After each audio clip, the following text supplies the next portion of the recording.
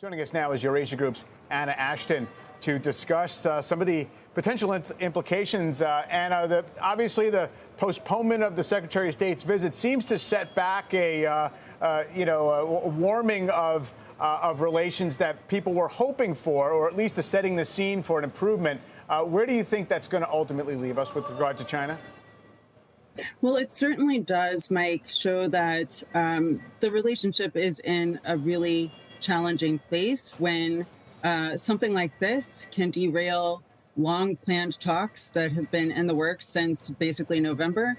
And those talks, there were no deliverables expected, but that's all the more reason why they should have been able to move forward in better conditions. And it's also all the more reason why they were important, because there are other inflection points coming up in the next few months that could also strain the relationship and make things more volatile. And having that kind of direct communication between senior leaders is necessary to ensure that that doesn't happen. I mean, I suppose on one level, and it's been remarked a lot here, that everyone knows that mutual spying goes on. There are various ways this is done. Is it just the fact that it became such a public fixation in this country, and maybe some embarrassment on the part of the Chinese authorities, that it means that governments have to respond in a way that might be a little bit more hostile than otherwise? Well, I think that the China relationship is politically so heated in the United States right now on Capitol Hill.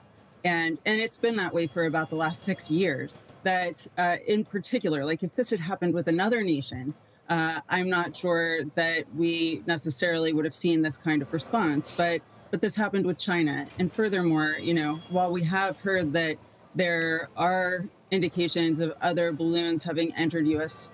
or been over the U.S. in the last few years, we may not have known that at the time. And this balloon was roughly around 60,000 feet in altitude, which is the upper limit of what the FAA considers U.S. airspace. So this balloon was technically different because it was actually in U.S. airspace.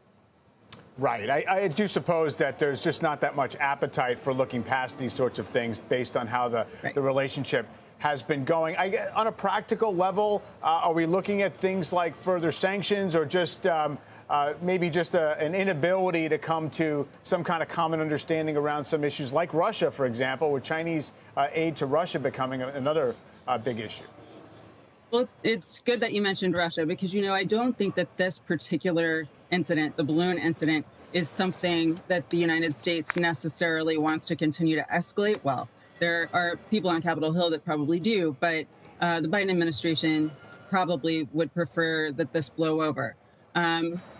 However, there are plenty of other issues in the relationship that could be cause for more significant measures by the United States. And, we've seen that play out already in recent weeks. We saw sanctions on a Chinese company that was supposedly, at least indirectly, doing business with the Wagner Group, and thereby violating U.S. sanctions.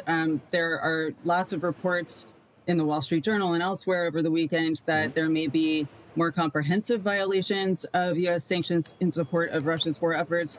The data doesn't clearly indicate that to me from what I've seen so far, but that certainly would, I think, require a strong reaction from the Biden administration. All right. We will be alert for any of that. Anna, thanks so much. Appreciate you joining us. Anna Ashton.